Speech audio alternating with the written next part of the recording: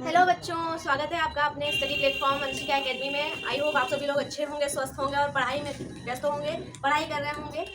Last class में हमने आपको बताया था किसी बिंदु पर वैद्युत क्षेत्र की तीव्रता कैसे निकालते हैं। उसी क्रम में आज हम वही चैप्टर भी चल रहा है हमारा, वैद्युत क्षेत्र ही। उसी में आज इम्पॉर्टेंट टॉपिक है ये वैद्युत द्विध्रुव। आपसे 2 नंबर का पूछा जाता है क्लास में कि वैद्युत द्विध्रुव किसे कहते हैं, इसका फॉर्मूला लिखिए, या ऑप्शन में भी पूछ लेता है। ठीक है, तो आज हम लाए वैद्युत द्विध्रुव। क्या होता है आप लोग देख लीजिए। जब परिमाण में समान, परिमाण क्या होगा, समान होगा किसका, परंतु विपरीत प्रकृति वाले के दो आवेश। जब परिमाण में समान परंतु विपरीत प्रकृति, प्रकृति का मतलब समझ रहे हो, नेचर से नहीं है, इसका नेचर प्लस और माइनस से है। ठीक है, विपरीत प्रकृति के दो आवेश हैं, कोई एक है प्लस क्यू आवेश और एक है माइनस क्यू आवेश। परिमाण दोनों का समान है क्योंकि क्यू क्यू है।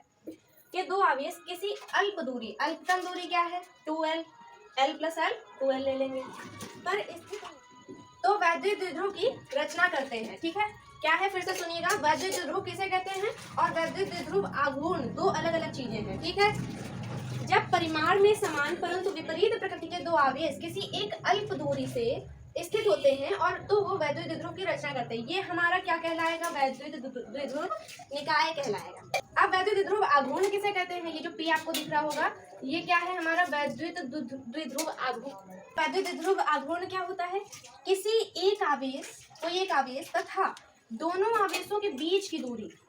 ठीक, कोई एक आवेश ले लेंगे और दोनों आवेशों के बीच की दूरी क्या है 2l है, का गुणनफल वैद्युत द्विध्रुव आघूर्ण कहलाता है।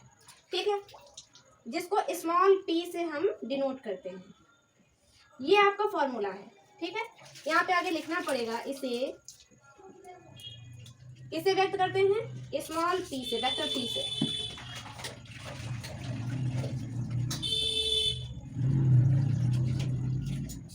व्यक्त करते हैं।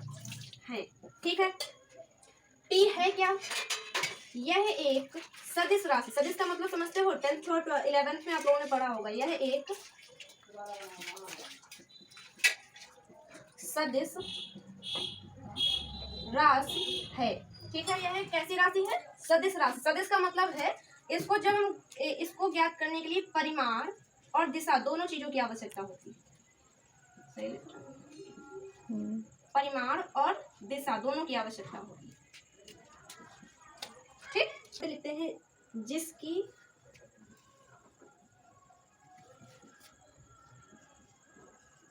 ऋण आवेश से धन आवेश की ओर होती है।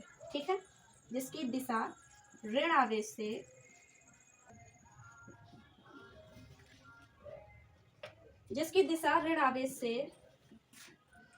धन आवेश की ओर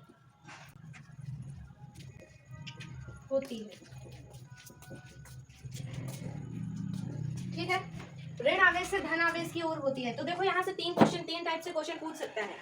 एक तो पूछ सकता है वैद्युत द्विध्रुव निकाय किसे कहते हैं, तो आपको ये बताना है कि जब परिमाण में समान परंतु विपरीत प्रकृति के दो आवेश किसी अल्प दूरी से पर स्थित होते हैं तो वैद्युत द्विध्रुव की रचना करते हैं। ठीक है, नेक्स्ट क्वेश्चन बनेगा वैद्युत द्विध्रुव निकाय आघूर्ण किसे कहते हैं, तो इसका है किसी एक आवेश, ठीक है, एवं दोनों आवेश के बीच की अल्प दूरी जो कि 2l है का गुणनफल क्या कहलाता है, आपका वैद्युत द्विध्रुव आघूर्ण कहलाता है। ठीक है, इसका फॉर्मूला आपका यहीं से हो गया है, स्मॉल p से डिनोट करते हैं।